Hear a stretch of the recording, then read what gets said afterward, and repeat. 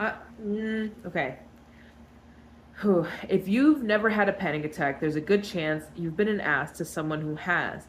It makes sense that just relax would feel like a helpful thing to say if oxygen has never been on over your head, if your body has never become its own corset, cinching your lungs into something you imagine looks like a used condom beneath the park bench. I'm screwed even when I meditate. And the next page was,